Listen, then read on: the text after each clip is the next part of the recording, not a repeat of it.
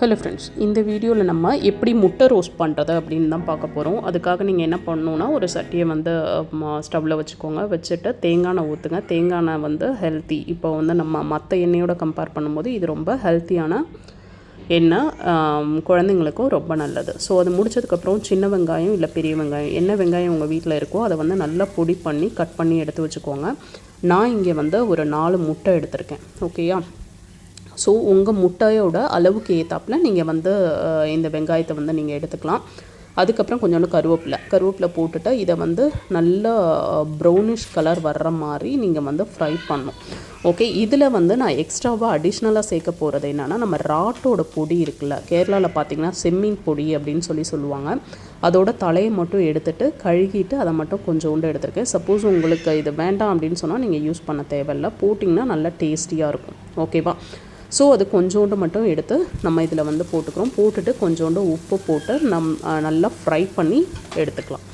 So இதில் வந்து நீங்கள் பூண்டு இல்லை இஞ்சி பேஸ்ட் அதை போடுறதுனாலும் போட்டுக்கலாம். பட் நான் இதில் இங்கே அதை சேர்க்கலை. ஓகே, அதை சேர்த்தாலும் கொஞ்சம் டேஸ்ட்டாக இருக்கும்.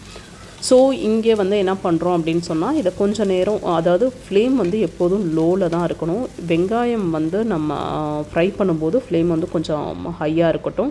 இது போட்டோன்னா லோவில் தான் இருக்கணும். அதுக்கப்புறம் கொஞ்சோண்டு உப்பு இது பண்ணிவிட்டு கொஞ்சம் ட்ரை ரோஸ்ட் கலரில் வந்ததுக்கப்புறம் நம்ம மசாலா பொடியை வந்து போட ஸ்டார்ட் பண்ணிடலாம். ஓகேவா? இப்போ நீங்கள் பார்த்தீங்க அப்படின்னு சொன்னால் கொஞ்சம் ட்ரை ரோஸ்ட் கலரில் வந்துருச்சு. இப்போ நம்ம மசாலா பொடியை வந்து போடுறதுக்காக என்னென்ன மசாலா பொடியெல்லாம் தேவை அப்படின்னு சொன்னால், மிளகாத்தூள், மஞ்சள் தூள். ஓகே, இப்போ ஃபஸ்ட்டு மஞ்சள் தூள் போடுறோம். நெக்ஸ்ட்டு வந்து பார்த்திங்க அப்படின்னு சொன்னால் மிளகாத்தூள் கொஞ்சோண்டு போட்டுக்கோங்க. அடுத்து ஜீரகம், சோம்பு, குருமிளகு இதை வந்து நம்ம பிடிச்ச நார்மலாகவே வச்சுருப்போம். கரெக்டாக நான்வெஜ்லாம் பண்ணும்போது போடுறதுக்கு அதோட பொடி கொஞ்சோண்டு போட்டுக்கோங்க. போட்டு முடிச்சுட்டு அதாவது கொஞ்சோண்டு சிக்கன் பவுட்ரு. ஓகே, ஒரு 1/4 ஸ்பூன் மட்டும் சிக்கன் பவுட்ரு போட்டுக்கோங்க. லாஸ்ட்டில் நம்மளோட மல்லித்தூள் எல்லா தூளுமே வந்து கொஞ்சோண்டு ஒரு டேஸ்ட்டுக்காக நம்ம போடுறது தான். ஓகே, ரொம்ப போடக்கூடாது. அதே மாதிரி உங்கள் சட்டி நல்லா கனமாக இருந்துச்சுன்னா லோ ஃப்ளேமில் இருக்கட்டும். சட்டி கனமாக இல்லைன்னா ஆஃப் பண்ணிடுங்க. ஆஃப் பண்ணிட்டு இந்த பொடியெல்லாம் போட்டு நீங்கள் வந்து மிக்ஸ் பண்ணலாம். ஓகே, ஏன்னா அந்த பொடி வந்து கருகாமல் இருக்கும். அதுக்காக தான் வந்து ஃப்ளேம் ஹையில் இருக்கக்கூடாது அப்படின்னு சொல்கிறது.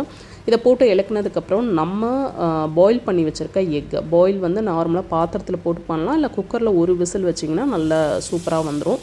இதை வந்து 2ஆக கட் பண்ணி எடுத்துக்கோங்க. எடுத்துகிட்டு இதில் போட்டு ஜஸ்ட்டு நீங்கள் வந்து அப்படியே பெரட்டி போட்டால் போதும். ஓகேவா? அப்போ வந்து நம்ம எல்லோ வந்து அதாவது வெளியெல்லாம் வராமல் இருக்கும். போட்டுட்டு நல்லா திருப்பி போட்டுருங்க. எல்லோ வந்து அதாவது சட்டியில் படுற மாதிரி இருக்கிற அளவில் திருப்பி போட்டுட்டு லோ ஃப்ளேமில் வச்சு ஒரு மூடியை போட்டு மூடிடுங்க. ஜஸ்ட் ஒரு 2 செகண்ட்ஸ் அப்படி பண்ணாவே போதும்.